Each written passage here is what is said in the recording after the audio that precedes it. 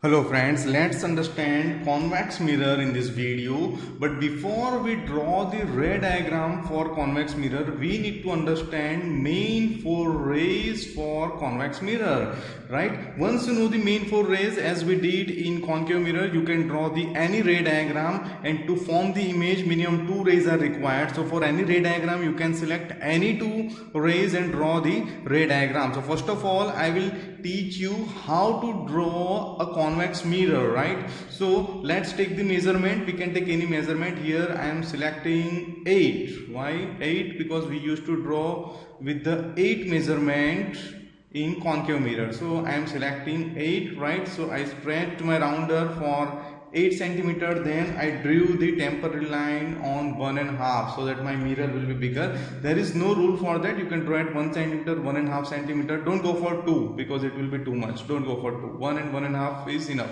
So this is my convex mirror, right? If I draw the concave mirror, I will draw like this, right? This is how concave mirror is drawn. But when convex, you need to draw like this. So I have drawn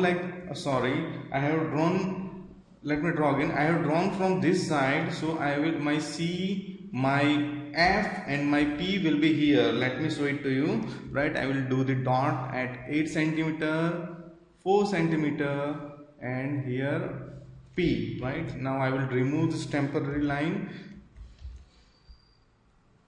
right, and I will draw the principal axis imaginary line passing through the C, F and P. Right, I drew the line. Let me put scale over here, right?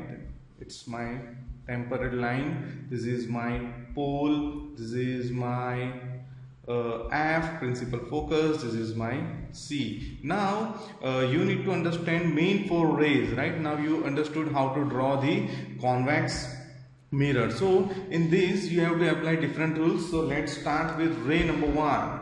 Ray number 1.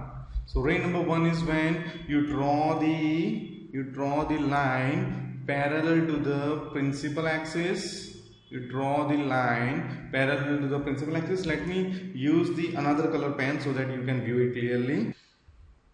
So I will draw the line parallel to the principal axis. Now if it is a concave mirror, then it will go from F like this, but it's a convex mirror. So how you are supposed to reflect it? This is my incident ray. This is my incident ray. Now if I want to reflect it, it will go in upward direction, but if I stretch it back, it must pass from the principal focus. It must pass from the focus F, right?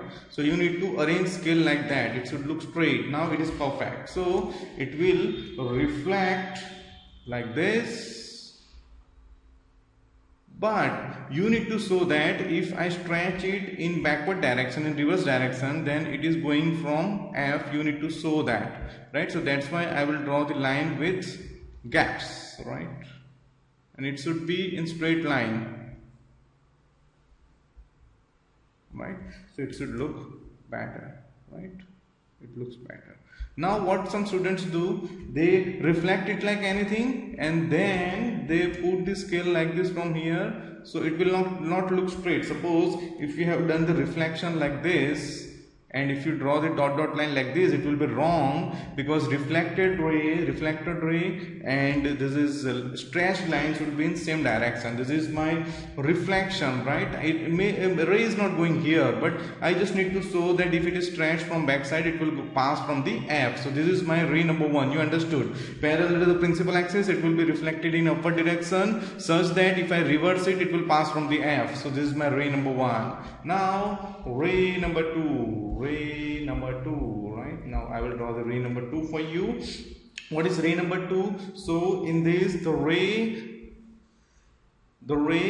in which there is probability that it will pass from the F. See, if this is a ray, right? Let me put it over here. So suppose this is my incident ray. This is my incident ray, right? So this incident ray has probability that if I stretch it, it will pass from F. right? So this kind of rays in which there is probability that it will pass from F if we stretch it will be parallel to the principal axis after reflection. This is my incident, this is my reflection, so it will be parallel after reflection. So this is my reflection. Understood? Ray number 2, right, in which there is probability that it will pass from the F if we stretch it. Now we will go to the ray number 3. Ray number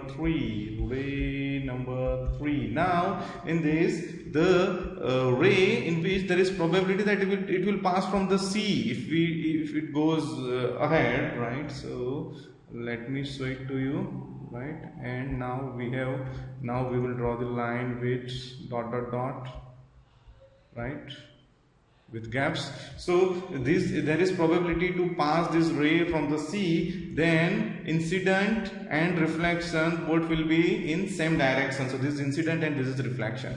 And ray number 4 is same for concave and convex, that angle of incidence and angle of reflection are same. I am not drawing it with the measurement, but just showing you. If I draw at the 30 angle, now I need to reflect it with the same angle, right?